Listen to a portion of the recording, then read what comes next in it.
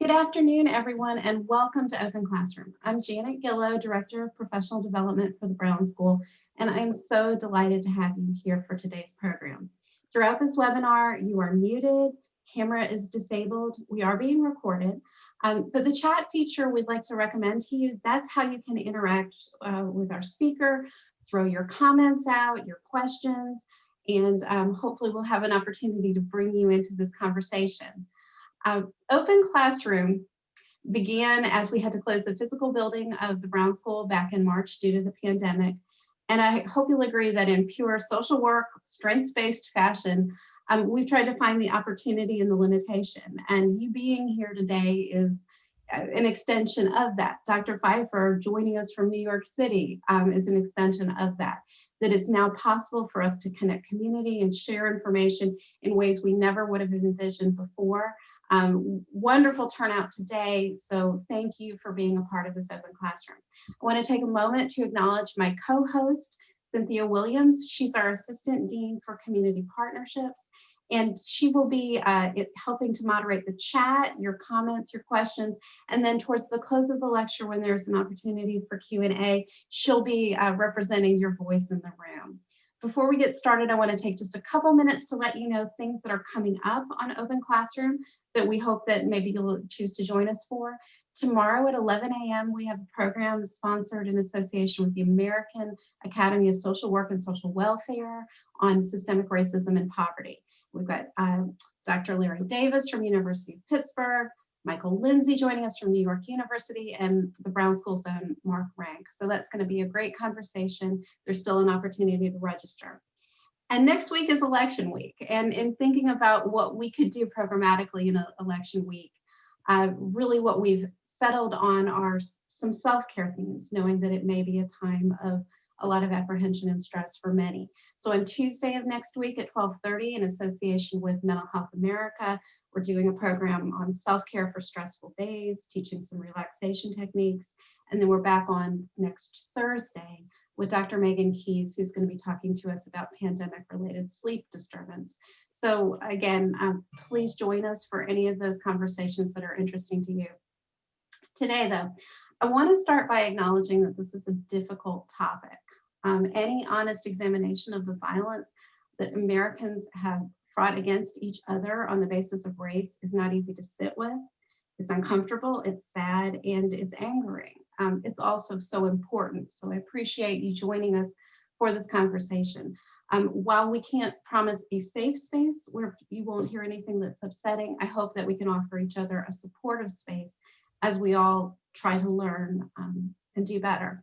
I also want to mention, I'm going to throw in the chat after I speak and later in the program as well, some information regarding anti-voter suppression, what you can do if you witness or experience voter intimidation on election day, because as much as we would like to think of this as history and only history, we know that intimidating voters is not only a problem in this country's past.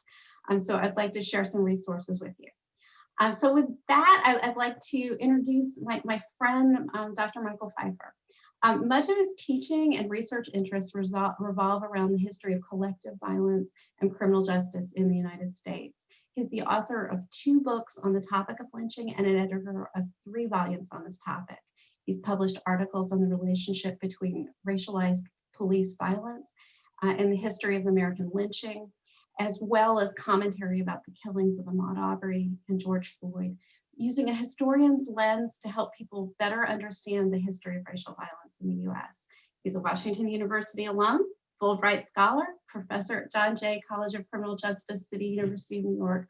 Please welcome Dr. Mike Pfeifer.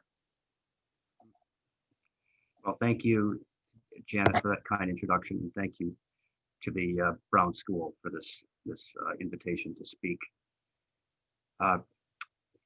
So I'm going to talk about the lengthy history of racial violence in the United States, and to connect the history of lynching, other kinds of racial violence, with recent events.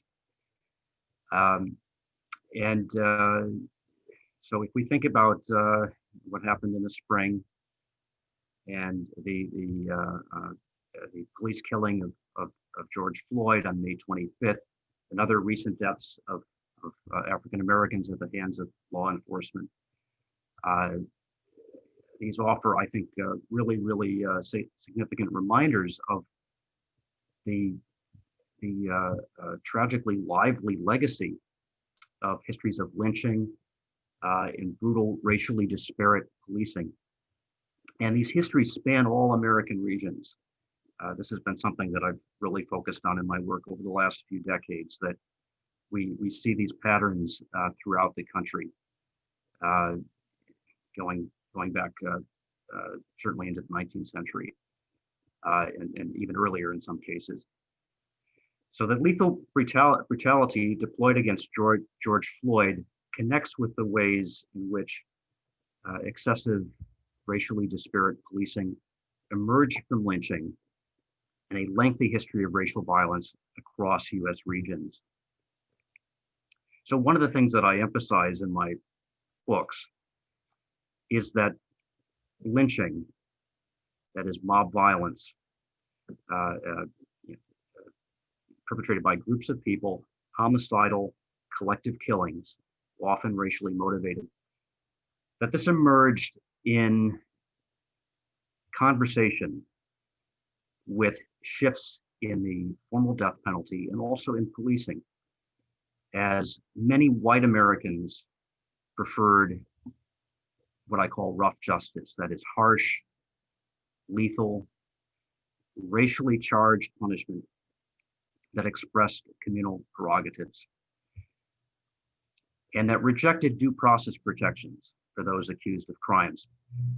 This was a contentious, prolonged debate in the 19th century. Various legal reforms were occurring. Law enforcement was being professionalized at different paces in different parts of the country. And there was this very extensive debate over due process protections and whether they should be meaningful or not. So lynching emerges as part of this conversation, and it emerges in the mid-19th century, as an explicit rejection of criminal justice reforms that offered greater due process protections to those to the accused. Part of this involved the effort to reform the death penalty. And as many of you may know, the death penalty in the 18th century, moving into the 19th century, even into the 20th century in certain parts of the US, particularly the South, and for example, the state of Kentucky, the death penalty was a very public institution. Executions were performed before large crowds of hundreds or thousands of people would come to watch these events, very festive events in some cases. But the effort was made in the 19th century and then continuing into the 20th century to put capital punishment behind four walls within penitentiaries to avoid the gaze of large crowds. And there's pushback against that occurs as these reforms occur in different parts of the country. And as I alluded to Kentucky, well, the South was really the last region to see this change. And the northeastern U.S., actually, really the Midwest was the first, and then maybe the Northeast just behind the Midwest. And the American West is sort of in between, sort of behind the Northeast and the Midwest, but ahead of the South. So lynching emerges as part of this conversation about what's going on with the death penalty. And the death penalty in the American context has always been highly racialized. It's always been very highly racially charged. So this is very much part of this conversation as well. So if we think about the origins of American lynching, it has several sources, but really importantly, we have the lynching of enslaved African Americans. You may be hearing some car horns. I'm in New York City and in Queens, so there's some car horns outside here. I'm sorry if that's part of the soundtrack here. So a practice of the lynching of African Americans developed in the pre-Civil War decades, in the 1840s, in the 1850s. And to sort of understand how that occurred, we need to think about policing during slavery and the institution of the slave patrol. This is a drawing of the slave patrol that was published in an anti-slavery publication, but it's I think a fairly realistic depiction of the slave patrol and the way it functioned. So the slave patrol was a force that involved all white Southerners, both slaveholders and non-slaveholders, and they patrolled the roads, and they could stop any African American asked to see a pass. They could also move on to private property to inspect slave cabins, and this gave the entire white community a role in policing enslaved African Americans. And sometimes their claim to authority, their claim to policing, it clashed with that of the slaveholders. And the slaveholders actually had tremendous legal color, as it were, to use force against their human property, against enslaved African Americans. But sometimes there was a clash, a tension between the slaveholders' attempt to sort of protect their property, their human property, versus the demands, the punitive demands of the wider white community. So the lynching of slaves comes out of this, at least in part, out of this tension. And so I've researched this, and I've found dozens of lynchings of enslaved blacks and also free blacks in the South in the several decades before the Civil War. This occurred often enough that for example, in the state of Texas, the state legislature debated whether there should be a law that would financially compensate slaveholders whose slaves had been lynched. Actually, slaves who were legally executed, when that occurred, slaveholders were legally compensated, monetarily compensated. So, this was happening often enough. There were lynchings of slaves that the Texas legislature debated whether there should be compensation in situations like that. Ultimately, they did not choose to pass that law. But I think that the fact that they debated it tells us that this was happening a lot. Okay, so anyway, the lynchings of slaves, this didn't occur on the level that we see after the Civil War in terms of lynchings of African Americans, but it set a very important precedent for what would follow. So it's the lynchings of slaves. This is sort of a blueprint, a template for what's going to happen after the Civil War, after the emancipation of the slaves. So mid-1860s, after emancipation, we see white Southerners turn in a ferocious and very, very huge way to lynching of African Americans, and particularly for the purpose of voter suppression in the Reconstruction era. We don't even really know what the full toll of that was, that wave of homicidal violence that occurred in Reconstruction. The Equal Justice Initiative this summer, they came out with some numbers, some research, which I think is probably the best calculation we currently have, which is several thousand blacks killed in these years of the late 1860s, early 1870s.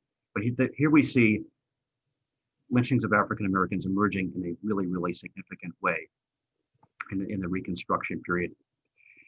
We see it emerge again about 15 years later in the 1890s through the first decades of the 20th century, as white Southerners turned to lynching as a way to police the color line during the Jim Crow era. And again,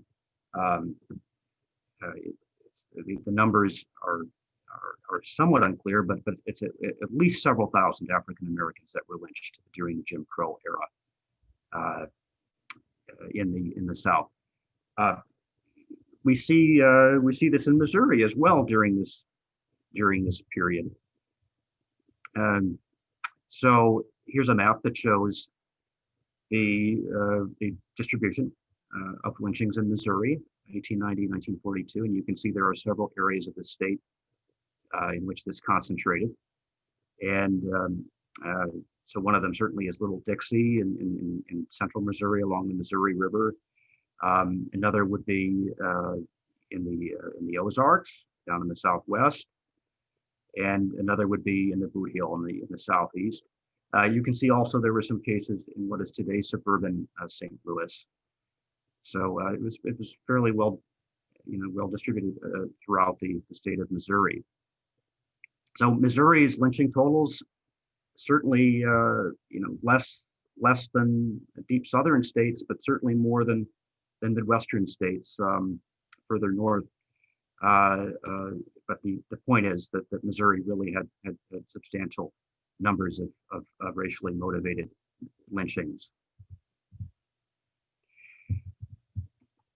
One thing that I think maybe has not really gotten into the public consciousness so far, despite some really important scholarship that's been done in the last 2 decades or so, is that there were other racially defined victims of lynching, in groups who were lynched in large numbers besides African Americans. So this included Mexican Americans, and as you might expect in the Southwest, in Texas, in California. This is starting the gold rush in the 1850s and continuing for decades after that. Arizona as well, New Mexico to a certain extent. Also Native Americans were lynched in significant numbers. I have a piece coming out in the next few months, which is on the lynching of Native Americans, which is a really sort of understudied topic. Native Americans, of course, they were subject to the violence of the U.S. Army, but they also were subject to settler violence very often. And so again, we don't really know how much or how many Native Americans were lynched, but certainly in the hundreds and perhaps more. And if we think about racial violence in the 19th century, we think about violence, particularly in the Reconstruction period, and I just spoke a moment ago about lynching in the Reconstruction period. We also need to think about massacres, riots, which in several significant cases were actually led by Southern police forces. In Memphis, May 1866 in New Orleans, July 1866. These were riots / massacres that targeted African American veterans of the Union Army and blacks seeking political rights. This is right after emancipation. This is in the early phase of what is called presidential reconstruction. So President Andrew Johnson was sort of in charge, and he would eventually lose. Congress would turn against him because he was very much siding with the white conservatives in the South. But as this is occurring, we see these very significant massacres led by Southern police forces in Memphis and New Orleans. This photograph, as some of you may be aware, often photographs were taken at lynchings in the late 19th, early 20th centuries, and they were distributed as postcards. This was sort of a vicarious way for whites to sort of participate in the white supremacist act of a lynching by sending these images on postcards. So this is an image from the lynching of Henry Smith in Paris, Texas, February 1st, 1893. This is one of the most well-known spectacle lynchings. So a spectacle lynching, these are events which attracted thousands of spectators. Special trains were run, announcements were run in the newspapers beforehand, so large crowds would gather, and they tended to be highly ritualistic. So the African-American male victim perhaps would be castrated, and there's a tremendous public display element to this. So the spectacle lynchings have attracted a lot of attention from scholars, as they should, because they're really, really culturally important. In terms of the overall number of lynchings, this is certainly not the majority of cases, which would have involved far fewer people participating, in the hundreds perhaps rather than the thousands. But again, culturally, these are very, very important events. And certainly the intention, the effort is to spread racial terror and to send a message of racial intimidation. So as I mentioned at the beginning, much of my work has certainly focused on the American South. And I actually started by looking at Missouri way back when I was a very, very young scholar. But I expanded from that to looking at the entire country and found that lynching occurred in significant amounts in every part of the country except for the Northeast. But even the Northeast had some lynching. So this plays out in very interesting ways in regional terms. And I would argue that the North and the Midwest, along with the South and the West in different ways, were all deeply implicated in American racial violence, including lynching.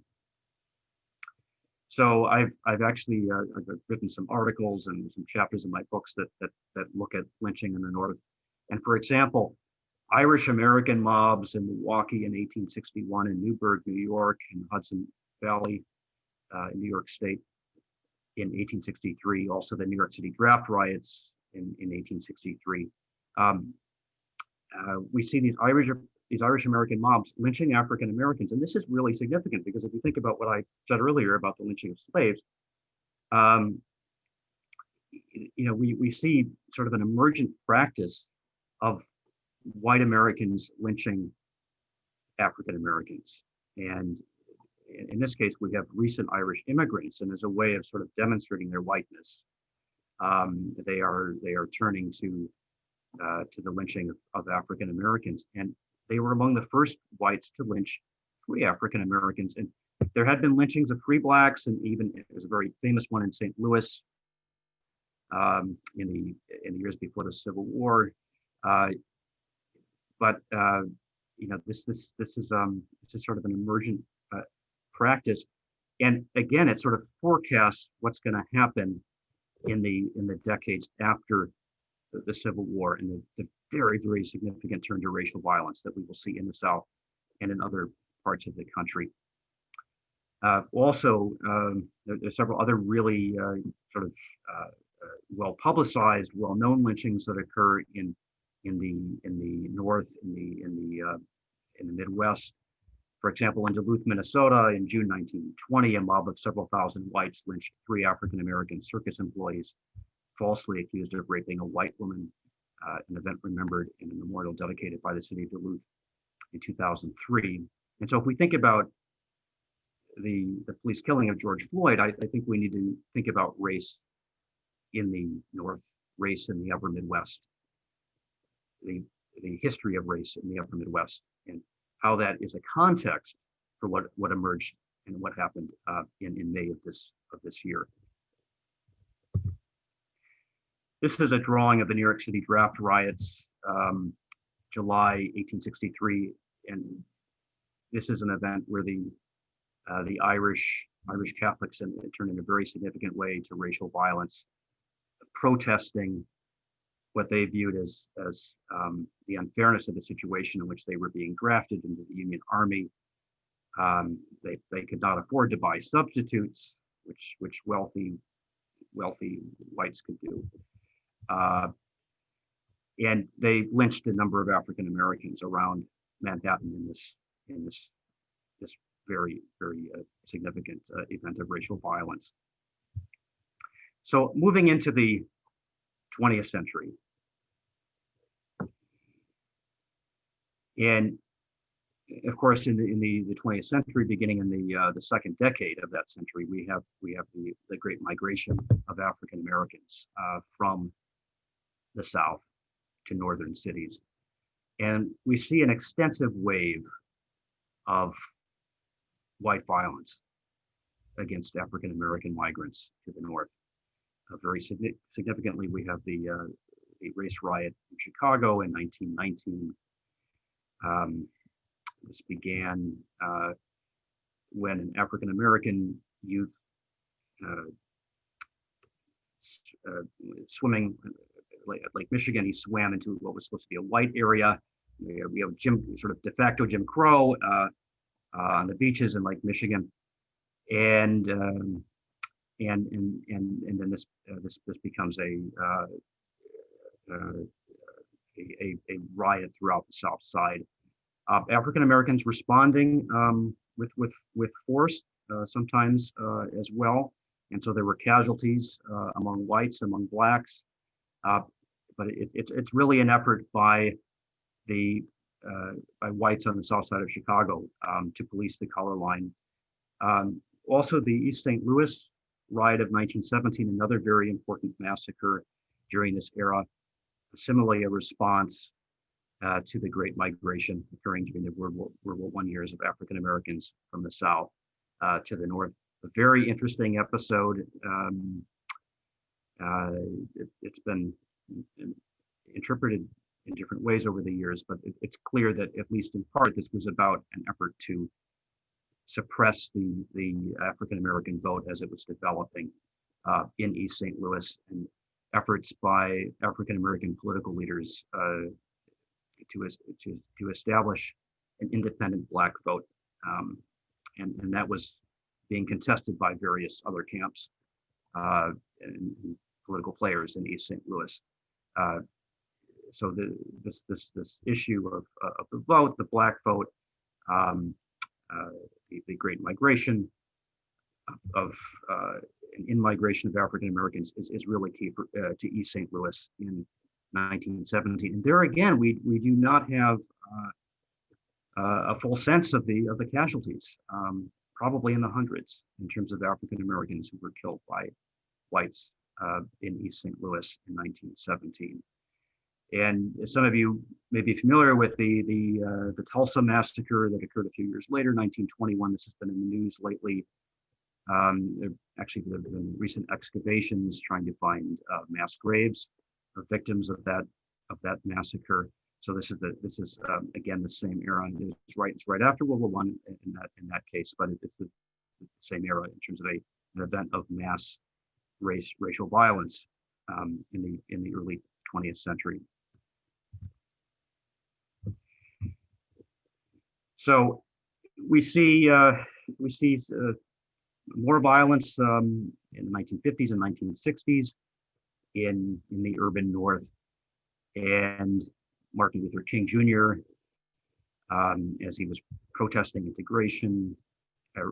for integration, I should say, in Marquette Park in Chicago in August 1966, he told reporters, "I've been to many demonstrations all across the South, but I can say I have never seen, even in Mississippi and Alabama, mobs as hostile and as hate-filled as I've seen here in Chicago." So I think that quotation indicates the level of racial animus in the urban North in the mid 20th century. So thinking about the transition in violence, in legal systems in the 20th century, crucially, the Southern and Northern police forces in the 20th century began to assume functions that had been previously left to non-state actors, such as the slaveholders, the slave patrol, and after the Civil War, to lynch mobs. And the extra-legal use of force to punish allegations that African Americans have breached the color line, for example, by physically harming whites or threatening violence against police officers, becomes a really important dynamic here. And this is a largely, so far, unexamined and so far unwritten history of lethal force employed by Southern and Northern police forces. For example, in the New York City race riot of 1900,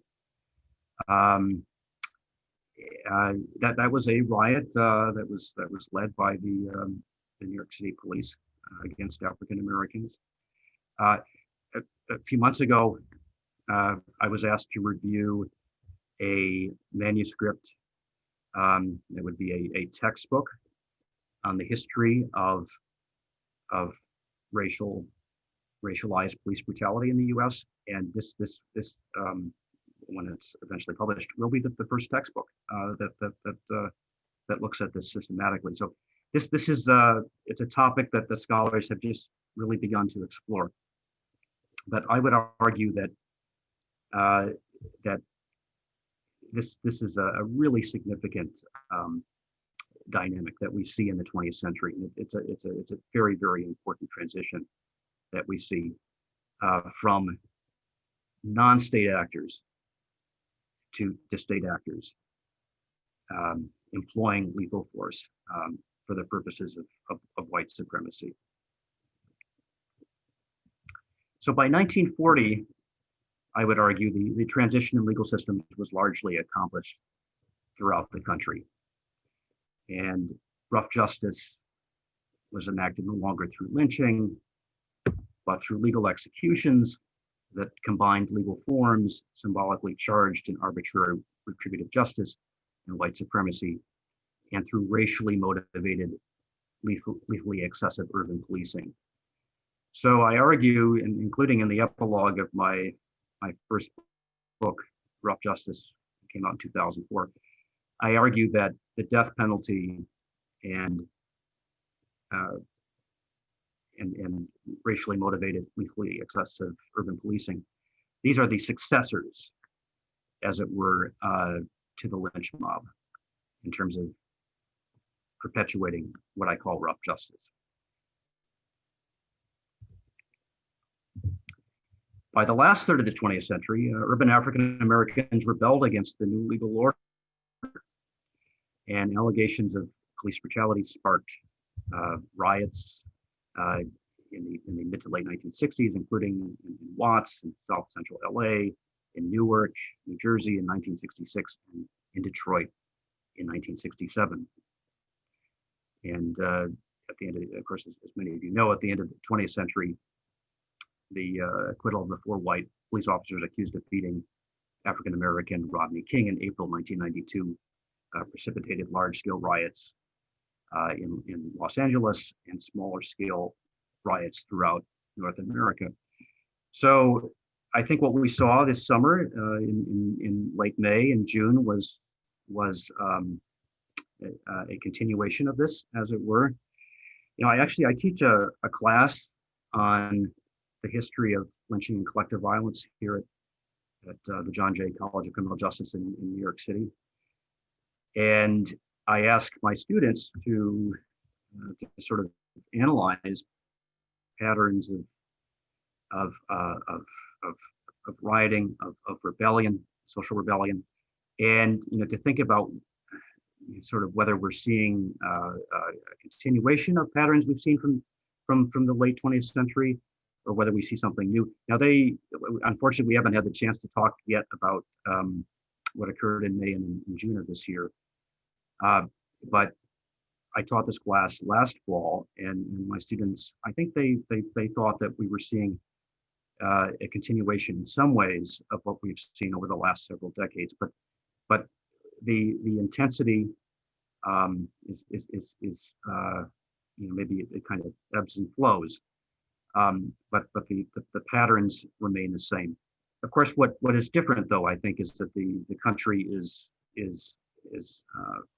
even more polarized now, and of course, we see the rise of white nationalism, sort of much more openly embraced, including by some in the highest offices of the land. So that is a different context, I think, than we saw in maybe perhaps in the 1990s. So that's I think that has to be figured in as well. Informal practices of racially motivated, lethally excessive urban policing carried forth during the transformation of American demography by urbanization and suburbanization in the late 19th and 20th centuries have never been systematically addressed, even amid a long line of similar deaths of African Americans at the hands of police forces after the turn of the 21st century. That included Eric Garner here in New York City on Staten Island, Michael Brown in Ferguson in 2014, Freddie Gray in Baltimore in 2015, Philando Castile in Falcon Heights, Minnesota in 2016, and Breonna Taylor in Louisville in this year. So one might hope that America's racial reckoning this year during the COVID-19 pandemic might spark a much more systematic examination of how the nexus of race and violence intrinsically links the past and present across American regions, and that the senseless deaths of George Floyd and Breonna Taylor will hasten much needed reform of a criminal justice system still beleaguered by a racist past and inequitable present. So I will stop there and will be glad to take questions that those in the audience might have. Dr. Pfeifer, I will begin by asking you, what did your research teach you about the American identity? That's a rich question.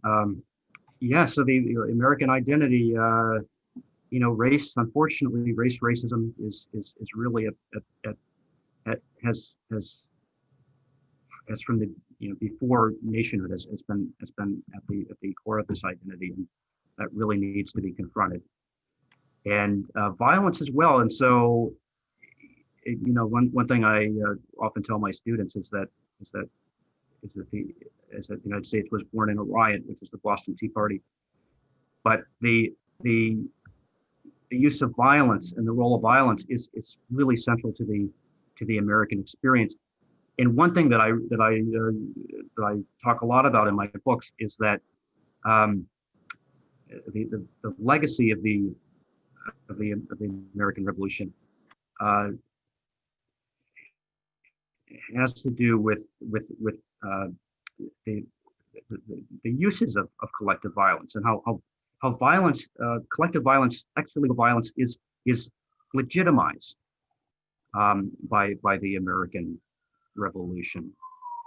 And so lynch mobs could claim, and they did claim, that they were simply acting out a long American tradition that goes back to the Revolution, and that the people have the right to reclaim the government when they see fit to do so. And so, I think these two things are certainly core to the American identity: the race and the use of violence. Of course, there's more to American identity than that, but these are certainly two central things, two central dynamics in the American identity. Thank you for your response. Another question that is given to me privately is lynching a uniquely American phenomena, as well as is there an American style of lynching? Okay, well, these are very interesting questions. So it's not uniquely American, certainly, and I've edited 2 books on global lynching and collective violence. So we do see phenomena analogous to lynching in a number of cultures around the world. And I'm actually working on an article about this right now, and I'm working with some political scientists about this. And there are certainly similarities to American lynching with what we see in other cultures. For example, in Latin America, we see a lot of mob violence in recent decades in Latin America, but we also see important differences. So, for example, in Latin America, sometimes lynching involves racial hierarchy. I can think of some cases like that in Brazil and in Ecuador, but often it's not about race at all. It's actually it has a very different kind of social structure to it. So it involves subalterns, or people who are marginalized, particularly indigenous people, and they're historically and currently left out of the criminal justice system. So sometimes they will turn to extralegal violence in situations where their communities are threatened. Okay, so structurally, in some ways that resembles American lynching, but in other ways it really doesn't. And we see lynching in other contexts. For example, in India, in recent times. One thing I'm writing about currently is the role of social media actually in facilitating the gathering of lynch mobs in India. And some of you may know that WhatsApp had to change the settings in their app so that stories, rumors could not be spread to as many people using WhatsApp, because WhatsApp was being used to circulate false rumors that were leading to lynchings in India. So this is really interesting to me, because we see something similar in the mid-19th century with the role of media in the U.S. and actually newspapers, and the rise of daily newspapers played a role in the rise of lynching. And sometimes in newspapers, they would print false stories that would lead to lynchings. And certainly they would allow mobs to gather much more easily. So in some ways, social media, it's having this baneful effect in India, and it's certainly helping to facilitate lynchings. But in some ways, that's not new. In some ways, it's similar to what we saw in the United States with newspapers in the mid-19th century. So I wouldn't say necessarily that lynching is universal, but we do see it in many cultures. And the question becomes, why do we see it in some cultures and not in other cultures? And that, it has to do with the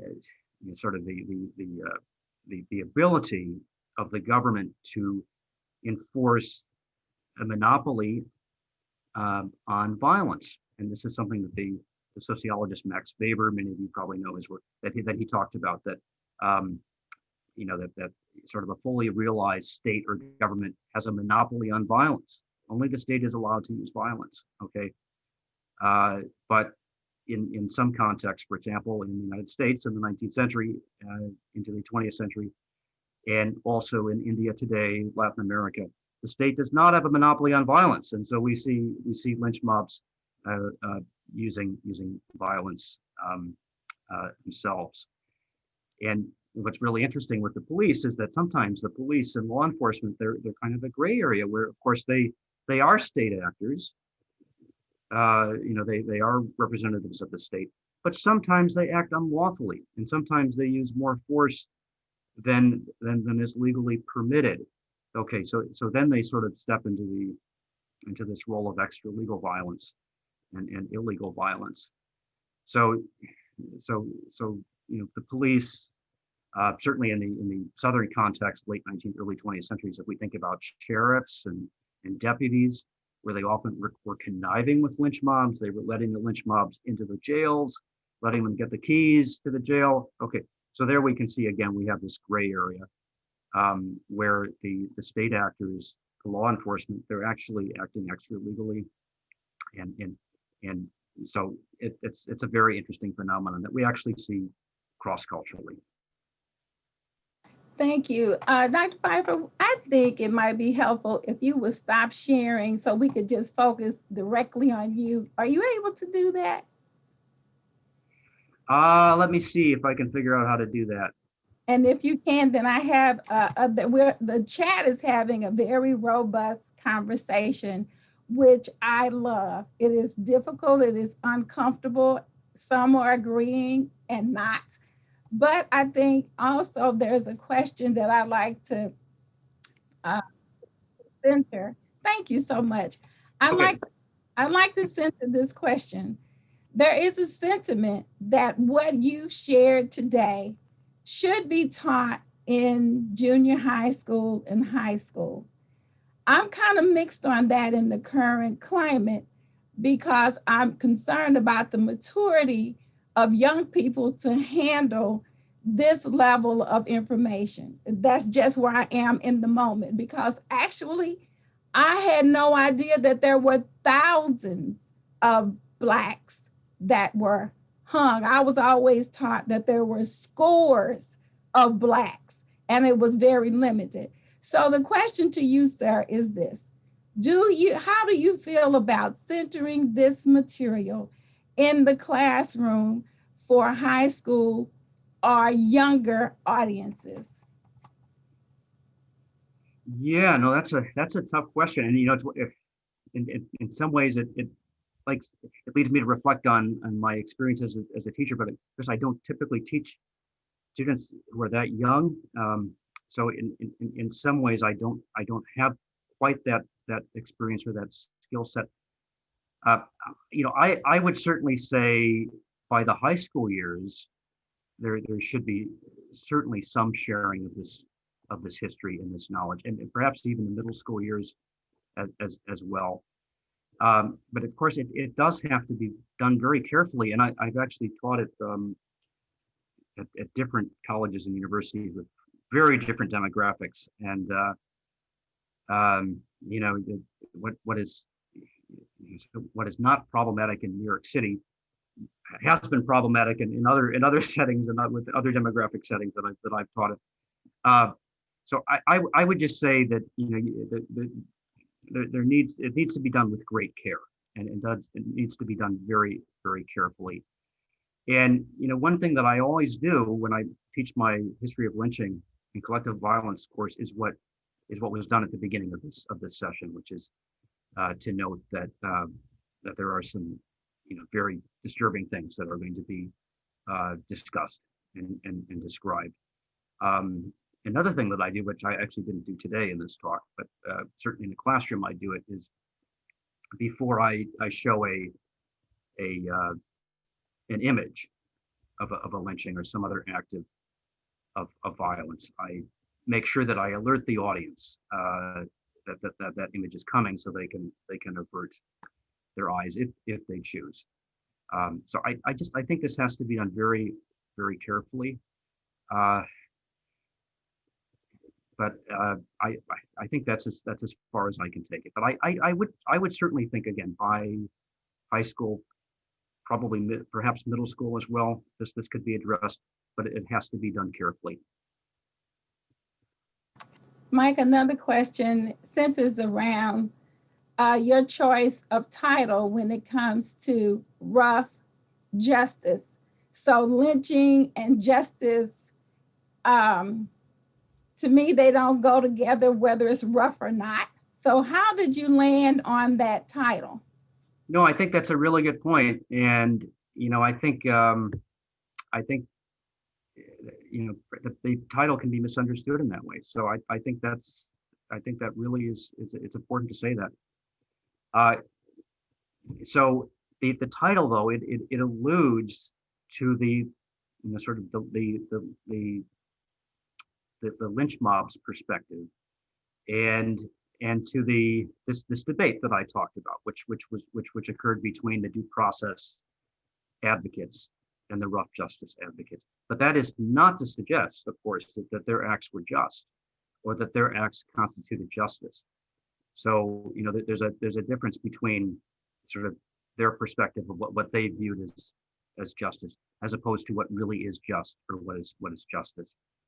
Again, I think that's a really, really important point. And unfortunately, I think that the title it can be misconstrued in that way. Certainly, if you read the books, you understand that this is trying to understand this really important aspect of the American historical experience, and why lynching became so prevalent in the U.S. Why racial violence became so prevalent in the U.S. So that's what the title is getting at. But again, if you don't actually read the book, or if you don't understand the argument, it could be misconstrued in that way. So I think that's a very good point. Thank you. Another question: what factors emerged that ended the prevalence of this type of racial terror? So yeah, I mean, this is a really complex question. I don't know that it's really been answered very thoroughly or convincingly in the scholarship yet. I think there's a number of factors. So certainly African American activism is really, really important. So people like Ida B. Wells, and I assign her writings to my classes every semester, both in my American history courses and in my lynching course. And so she was really, really central in terms of one of the first people to analyze lynching, to try to understand what this was all about. And certainly the work of the NAACP and a bit later as well, and the Tuskegee Institute. So their efforts really, really were key in the early to mid 20th century. Also, again, we see the role of media. We see the role of sort of changing cultural forms. So when we have radio come in, we have the motion pictures, we have television, and so eventually lynchings became embarrassing to the southern, not always southern as I've mentioned today, but often southern locales where they occurred. And I think, for example, of a lynching that occurred in Sikeston, Missouri, in the early 1940s in World War II, and this got tremendous attention. And actually, the Nazi Germany was able to use this as propaganda against the American, against the United States and against the American military effort. The Nazis were able to say, well, look at what's happening in Missouri and the United States. Look at the way African Americans are being treated. So media, again, in some ways, historically, it has helped to promote lynchings. It has also helped to undercut lynching and the use of racial violence. So I think we see this in the mid 20th century, certainly. Another factor is the role of capitalism, and I'm skeptical in some ways of capitalism, but it sort of perhaps played a role in undercutting lynching, because in Southern communities where these events happened, there was a lot of bad publicity, and often it was the business class, as it was called in the early 20th century, that wanted to stop lynchings and wanted to prevent lynchings from occurring because it was bad for investment. It was bad for business. So in this role, of course, capitalism leads to great inequality, but perhaps capitalism in this way actually helped to undercut racial violence. So I think these are all factors in terms of the decline in lynching, but it never fully went away. And so what we see is that by the 1950s, early 1960s, it goes underground, and it turns into what today we call hate crimes. Mm-hmm. And so you no longer have large mobs of hundreds of thousands of whites, but you have just 2 or 3 whites sort of secretly engaging in an act of racial violence. So that's a really important transition that happens by the 1960s. A question, thank you for repositioning this question. Lynching and slavery in America was worse than any other country. No other place did enslaved people have to give up their name, personhood, be dehumanized, and called property, which took away who they were. People need to study and compare slavery in this country and slavery in other countries. Can you talk about this comparison?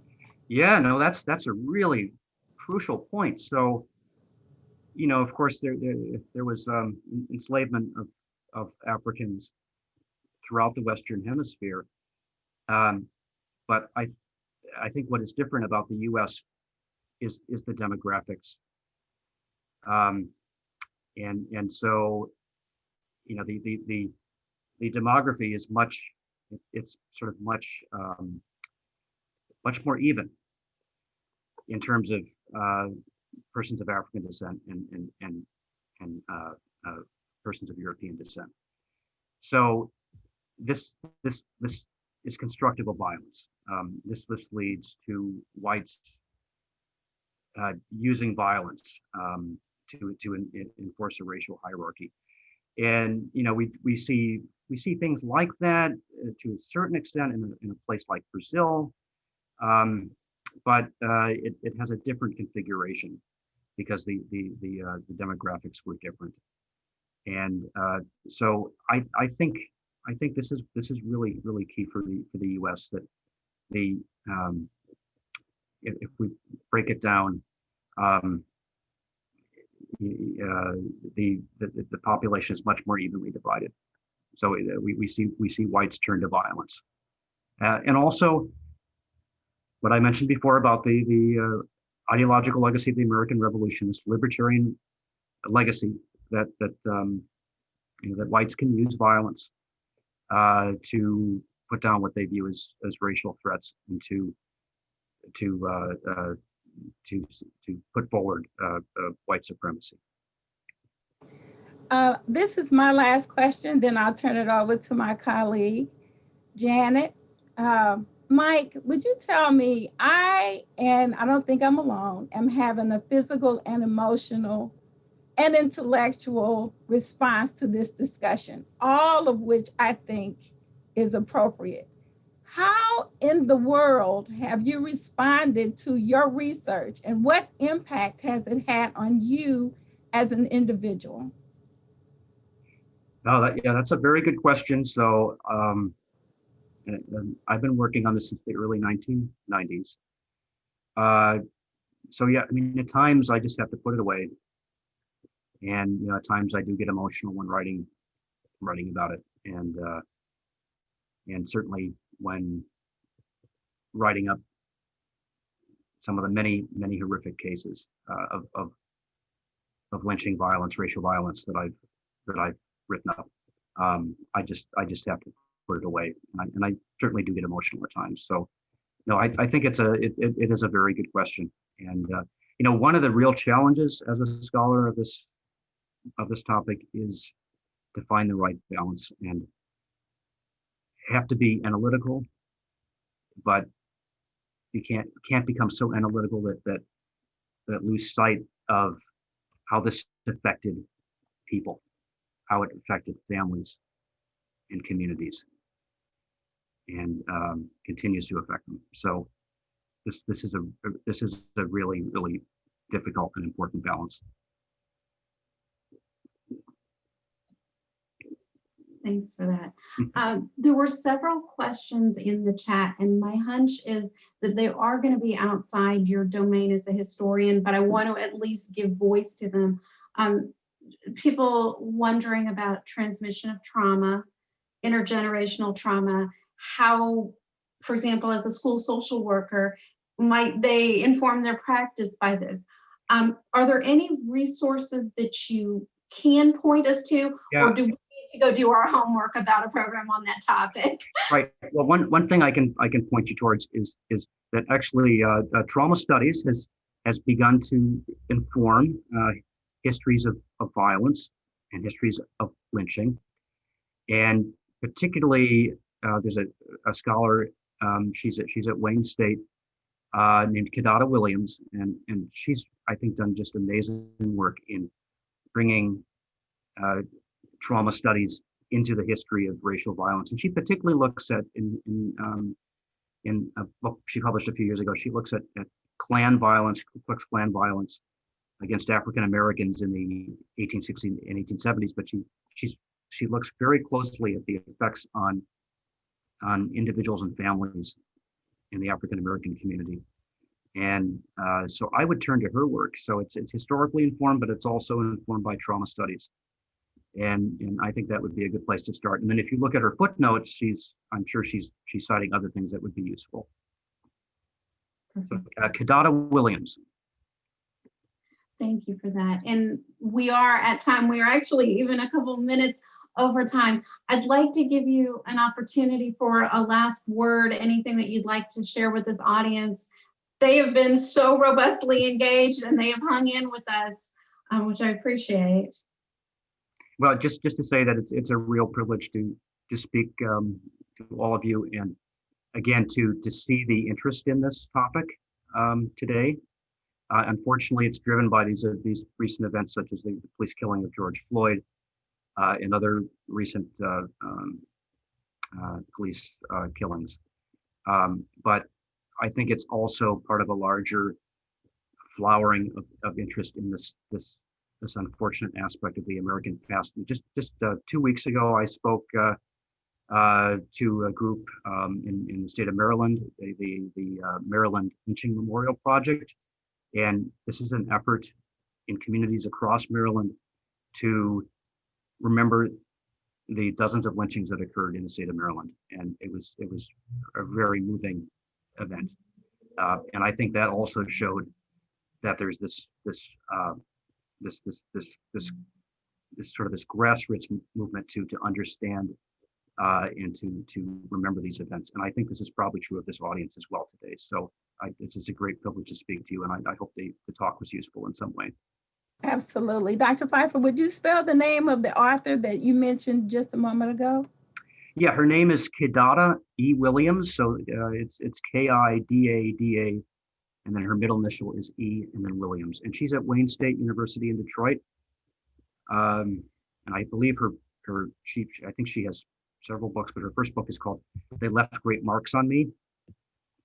So I think that would be a very good place to start for the intersection of trauma studies and histories of racial violence. Well, there's a lot of love and gratitude to you in the chat, a difficult conversation, but an audience that has appreciated what they've learned and the opportunity to share with you and each other. So thanks, Dr. Pfeifer, for doing this. Thank you to my wonderful co-host. Thank you. Thank you so much, Dr. Pfeifer, so much. And to our audience, thank you. All right, everybody. Stay safe out there. Hope to see you again soon at an open classroom. Yes.